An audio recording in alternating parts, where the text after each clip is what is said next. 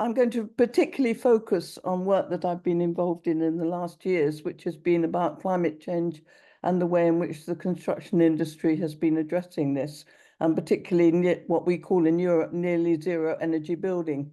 So I'm going to talk about how the industry, the labour process and vocational education training systems in Europe are beginning to address this, but in very different ways.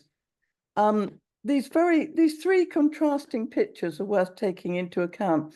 The first is from the Polish pavilion of the Venice Architecture Biennale a few years ago, which focused on conditions for building workers rather than architectural monuments, which was really great and very radical on the part of the Polish contingent.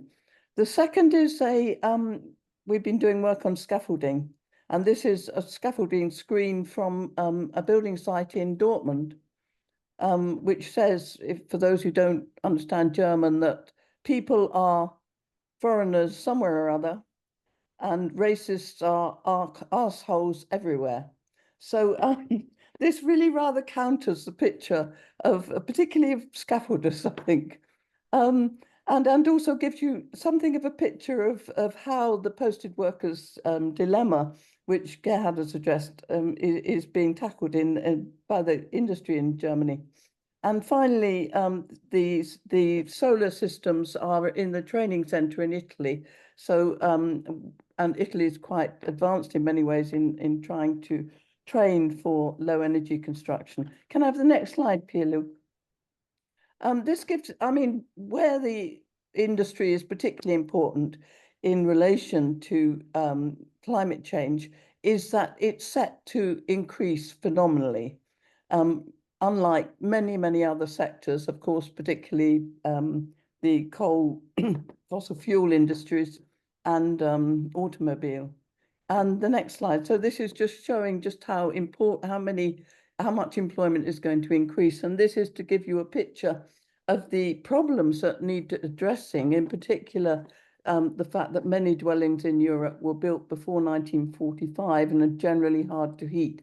And you'll see the dark red countries here, particularly UK, France, Sweden, are those which going to have particular problems to raise the standard of energy efficiency in the building stock. Next one, thank you. So I'm going to really, I'm drawing on, well, four projects that I've been involved in recent years. The first was a project for the construction social partners at European level, and was an EU-funded project covering 10 countries, Belgium, Bulgaria, so East and West Germany, East and West Europe, Germany, Finland, Hungary, Ireland, Italy, Poland, Slovakia and Spain. So really a good cross-section. And we analysed the industry, the workforce and the developments in terms of what we call VETVLEC, vocational education and training for low energy construction.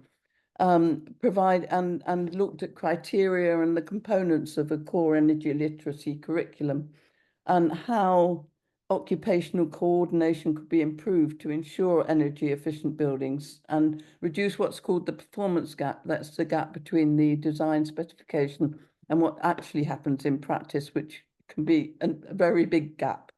And also how the vocational education system for construction can be extended to enhance inclusiveness in the sector, because I think, as you're all aware, it's an extremely exclusive sector, particularly exclusive of women. So in this project, we looked at a range, most of the countries we were looking at, and the sites, and interviewed vocational training providers, etc. Next slide, please. And the second project is what we call Build It Green, which we presented yesterday.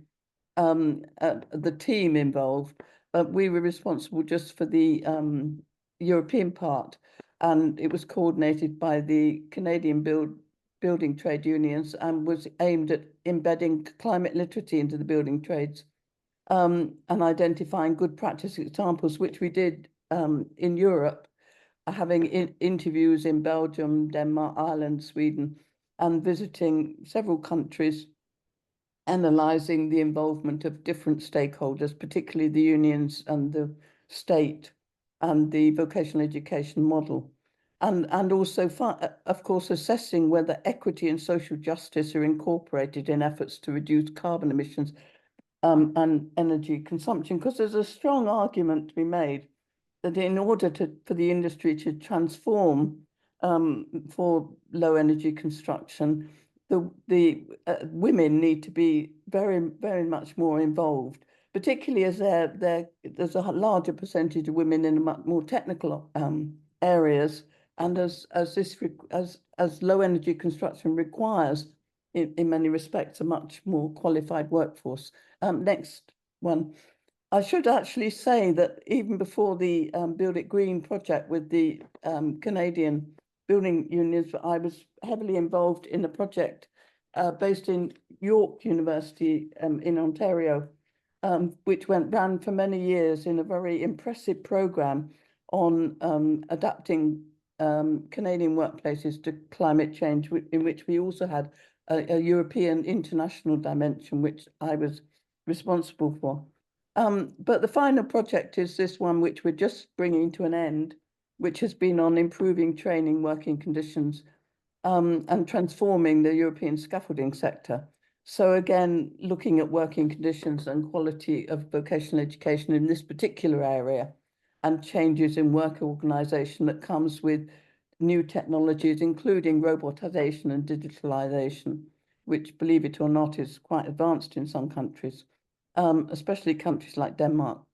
And then considering, again, gender equality for scaffolding work and preparing policy recommendations. So this was, again, based on interviews and reports from social partners in different countries. So I'll go now into the nitty-gritty. Can I have the next slide? The policy context, because well, just to give you a picture of the construction industry across Europe, employs about 14.5 million people, construction workers, and contributes to about 10% of GDP, with some industries, of course, like Germany and UK being particularly large, over 2 million workers, construction workers, Italy coming next with about 1.4, and countries like Denmark very much smaller.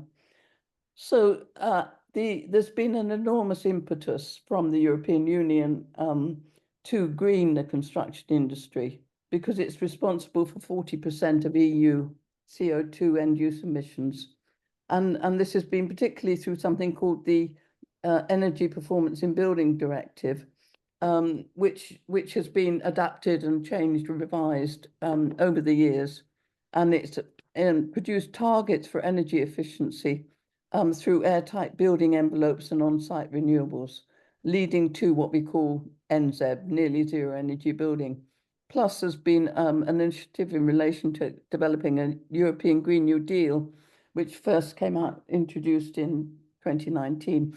But I think probably one of the most interesting initiatives that's happened across Europe is the Build Up Skills Initiative, which covered 30 countries and was intended to establish what the status quo was in each of these countries in relation to vocational education for low energy construction, and funded different initiatives. And I think what is interesting was that the conclusions of this, even applying to a country like Germany, was that a shortage of cross-trade knowledge and skills. So Gerhard's already talked about this problem of coordination between trades, and it really came out clearly in the build-up skills reports, and a lack of holistic understanding of the house and the building as an integrated system, and also in many countries a weakness in vocational education systems and unsatisfactory interdisciplinarity.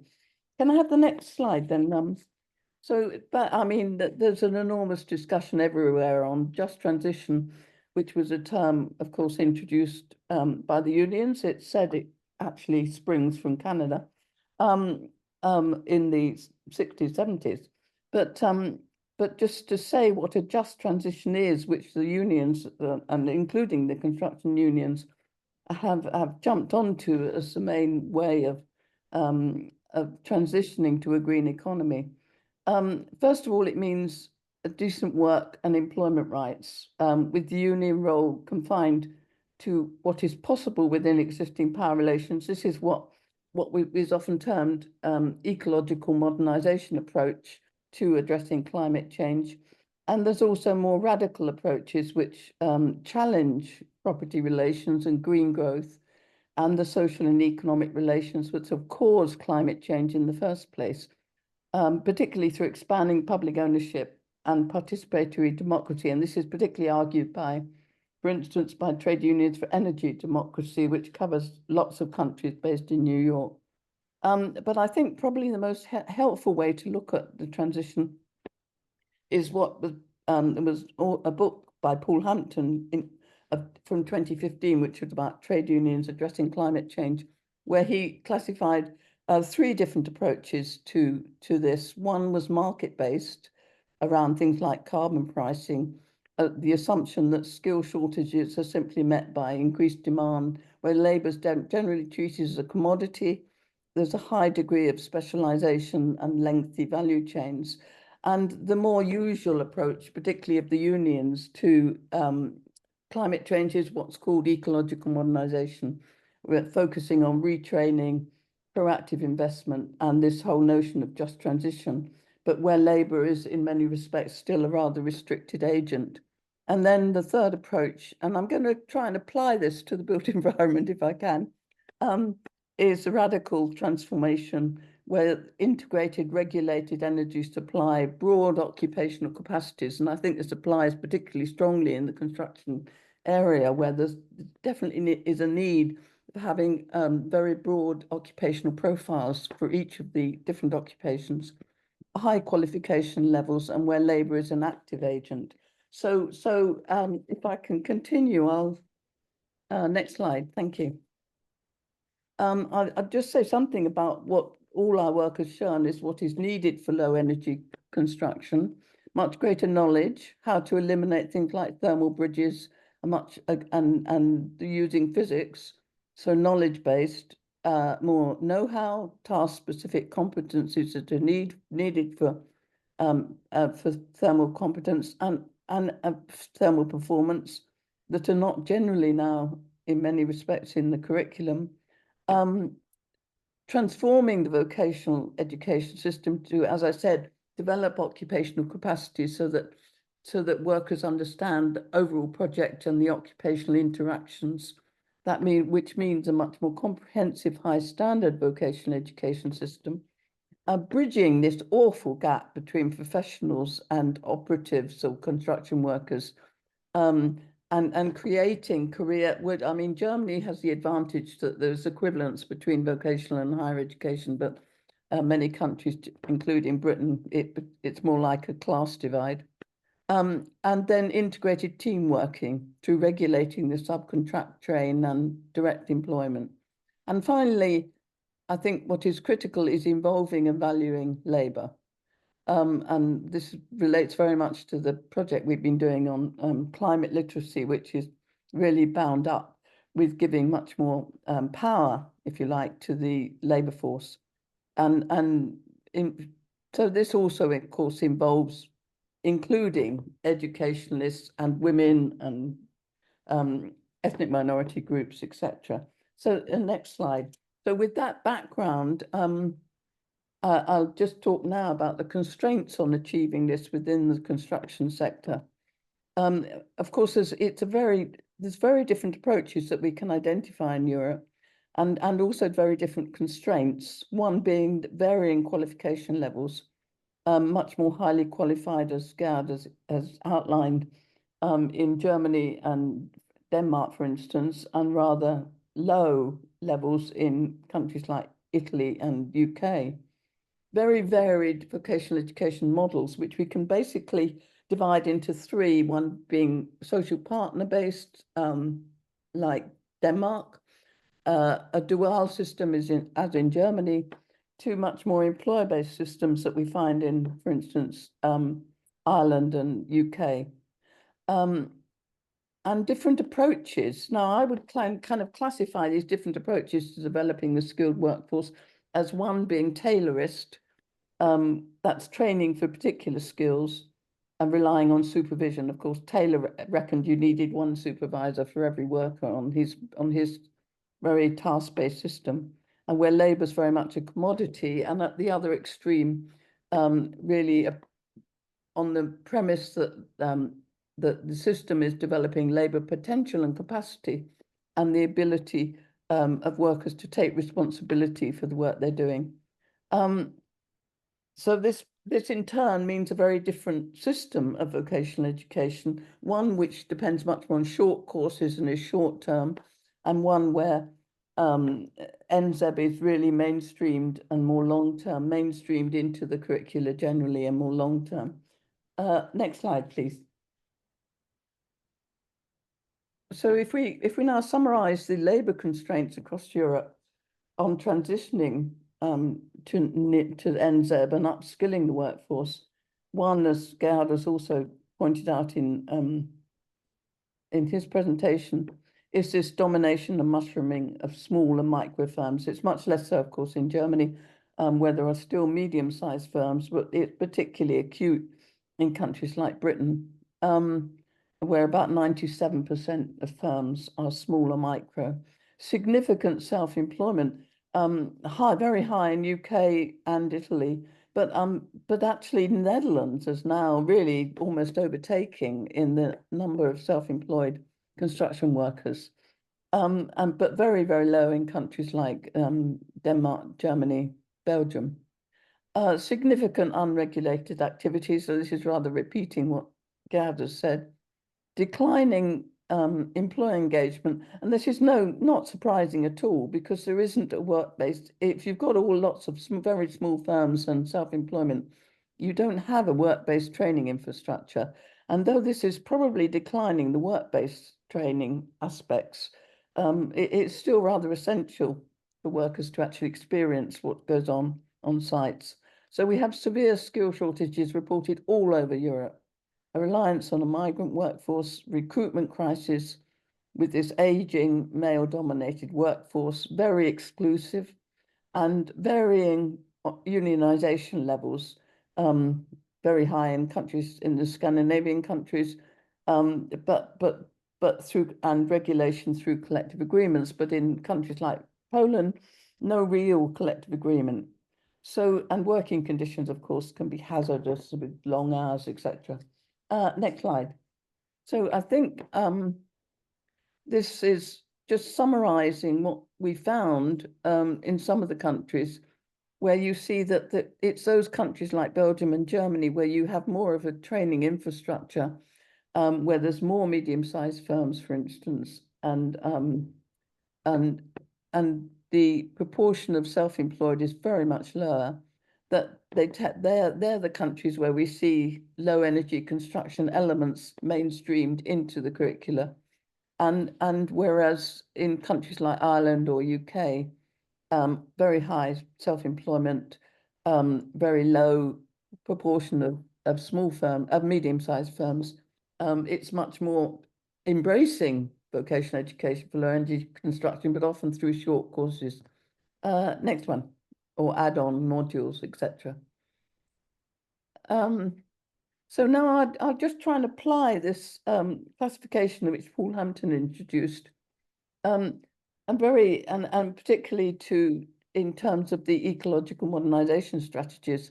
Now, of course, there's very varied unionization rates in Denmark, but with 67% unionization. Germany is really almost catastrophic in terms of the low rate of unionization, which has decreased phenomenally, and actually overall in Germany now the unionization rate is lower than Britain, but not for construction, I should add, and difficult to get the actual proportions in Britain of numbers in unions, but it's in construction, but it's still very low.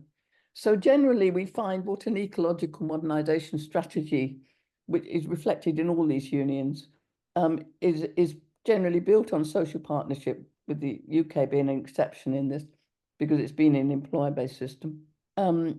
Reducing energy consumption and CO2 emissions, increasing renewable energy, extending things like district heating networks through particularly air source heat pumps, etc. Growing recycling market by including roads and insulation materials, improving construction, VET, developing a holistic and collaborative approach on site, and also an increasing emphasis on retrofitting the existing housing stock. But I should add, the unions do not generally see the environment as a priority, particularly Germany, I should add. There's few union officials employed or involved in that. Priority, of course, is given to collective bargaining, to jobs, to maintaining jobs, employment rights, health and safety. And there's a generally low awareness amongst the union members. Next slide, thank you. And within this, I think we can identify, though, high roads and low roads. So a high road is certainly to be found in Belgium and Germany, where LEC elements are low energy construction elements are mainstreamed. There's a recognition of occupational overlaps and good continuing and initial vocational education, supporting trainees in the workplace and emphasizing in the curricula. And you see this for every trade or every occupation in Germany. I shouldn't say call them trades, they're the Beruf. Supporting that, you see climate change really embedded in the curricula and highly structured. And this can be contrasted with, can I have the next slide, the low road. For instance, in Ireland, now this shows, I'm not saying you don't find very good examples in this low road adaptation, because Ireland is a particularly good example, which built on the Build Up Skills project they were involved in. And so they've been systematically upskilling the existing workforce through the curricula that was developed, and they have now nearly zero NZEB centres and retrofit centres.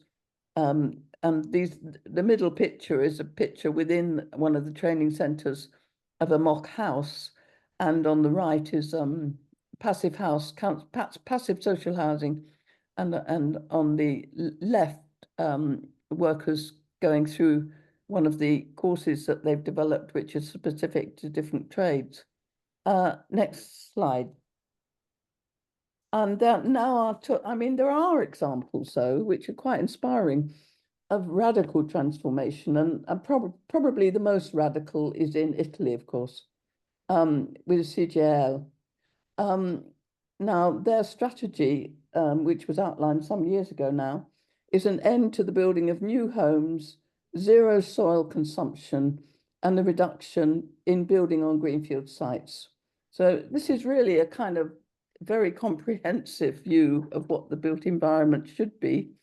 In particular, they are aiming to reduce cement use by 50%, to be replaced by low emission and environmentally friendly materials. And in the training centre I saw, which was focused on particularly on hemp and lime for things like insulation, the protection of the environment from the spread of concrete-based buildings and unnecessary urbanisation, and that this should be included in public tenders. So, I mean, the Italian unions have been heavily involved in both in the trade unions for energy democracy and in an initiative which was called the Broad Initiative to promote social dialogue on green construction, and proposing clauses for European Works Councils and international framework agreements, recognising worker representatives as active agents in the transition to sustainable construction, and promoting decent, good quality employment and working conditions, the reorganisation of production chains, and inclusion of migrant workers, and support for workers' qualification, retraining and specialisation. And this project included, and is really worth looking at, Italy, Germany, Poland, and Slovakia. So the aim was to increase the awareness of members. Next slide. But surprisingly, also we find, even in a country like Britain, very inspiring, radical transformation examples. And I focus here on, I mean, Britain has a long tradition from the early 20th century of municipal socialism. And this is one surviving example, which is Glasgow City Building, which is jointly owned, but is owned by the local authority, and consists and has very heavy union involvement, the Joint Trade Union Council, and works closely with the Housing Association.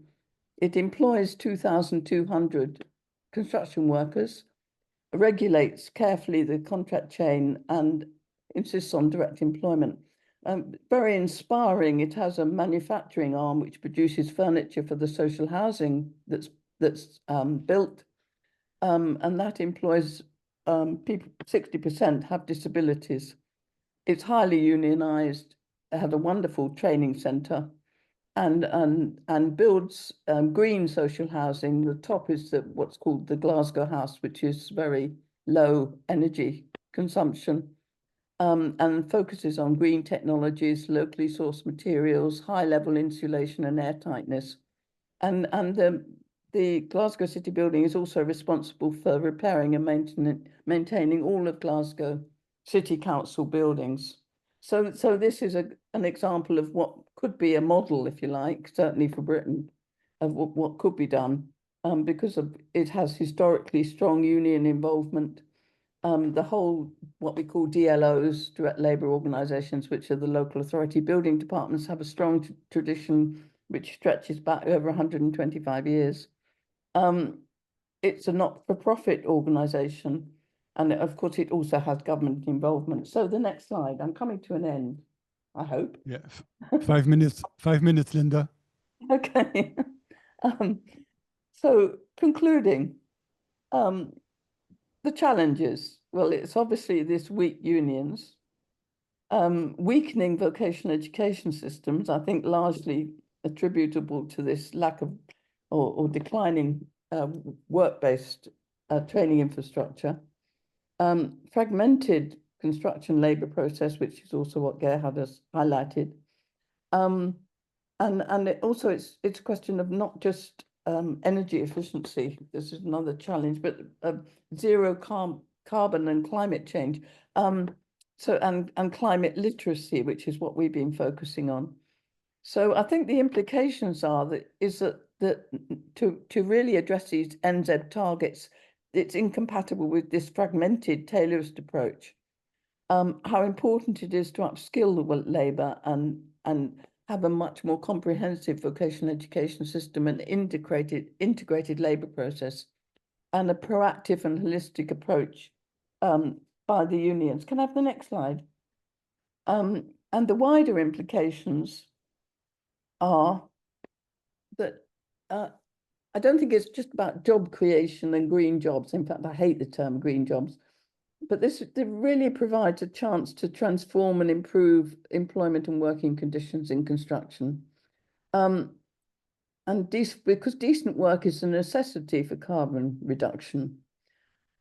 It's not just about skills development, and again, I'm slightly allergic to the word skills, but about knowledge, know-how, competencies, and upgrading vocational education programs, and energy literacy for the entire workforce to be obligatory if targets are going to be met and there's a performance gap to be overcome, and the need for much greater involvement of unions and the workforce if teamwork and hierarchy is to be broken down and radical transformation achieved. And finally, of course, this need for inclusivity, recruiting all those excluded if any wide-scale NZ and retrofit program is to be accomplished. So I'm going to leave you with the last slide, next one, which is the final one, which is the Italian construction union perspective, which is there is such a level of overbuilding in Italy that is not even possible to distinguish between different areas. Cities are increasingly encroaching surrounding areas, overflowing with unbroken lines of industrial warehouses and superstores.